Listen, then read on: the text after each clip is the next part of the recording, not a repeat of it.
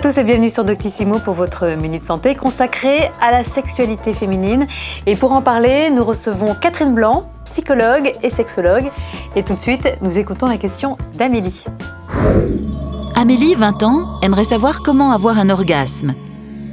Merci Amélie pour cette question que se posent beaucoup de femmes, même après pas mal d'années d'expérience. Alors Catherine Blanc, comment faire la différence entre orgasme et plaisir ?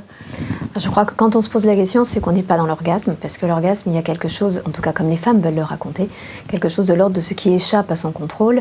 Donc on voit bien la montée du plaisir, et puis à un moment donné, quelque chose qui dépasse, qui est au-delà, et qui fait qu'on ne cherche plus à se regarder et à observer ce qui se passe en soi. On s'abandonne à. On parle de sensation de soulagement, de la fin d'une tension, c'est vraiment ça ? Oui, c'est ça, c'est-à-dire que pas nécessairement d'une tension, mais en tout cas, il y a quelque chose qui se réclame en soi, vers lequel on tend, sans essayer de réfléchir, le bruit que l'on fait, le geste que l'on fait, parce que tout tend vers cela, et c'est de l'ordre de l'abandon, d'où la difficulté à atteindre l'orgasme, puisque justement, il faut s'offrir. Moi, j'ai un copain médecin qui m'a donné un truc infaillible. Enfin, moi, je suis une femme, donc c'est difficile de l'appliquer, mais quand une femme a les yeux ouverts pendant l'orgasme, c'est que ce n'est pas un vrai orgasme. Voilà. Maintenant, vous en faites ce que vous voulez. On dit toujours que l'orgasme chez la femme est plus loin à survenir que chez l'homme. Un faux ou un tox ?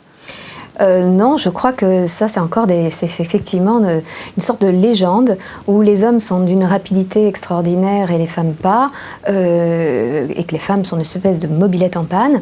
Je crois que la réalité est pour chacun très différente, parce que c'est aussi cette capacité de s'abandonner, c'est cette capacité à s'offrir tout de suite à soi et à l'autre, qui dépend d'un individu à l'autre, homme ou femme. La masturbation régulière peut-elle aider à atteindre plus facilement l'orgasme chez la femme ? Je crois qu'il ne faut pas tout mélanger. La masturbation implique d'autres choses émotionnellement que de faire l'amour avec quelqu'un. Donc on peut se masturber, avoir beaucoup de plaisir et découvrir les capacités de son corps et que ça fasse l'objet d'une vraie expérience de la connaissance de soi, mais pas du tout applicable dans le cadre de la relation à l'autre, ou inversement, tout à fait libre dans la relation à l'autre et alors d'une platitude évidente dans le cadre d'une masturbation.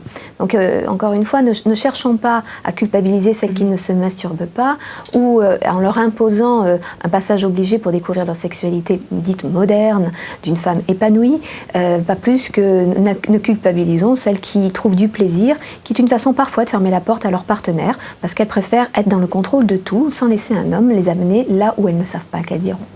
Très bien, merci Catherine Blanc. Amélie, vous avez 18 ans, donc vous êtes au début de votre vie de femme et on vous la souhaite belle, épanouie, avec plein d'orgasmes, non ? Par exemple. Merci Catherine Blanc.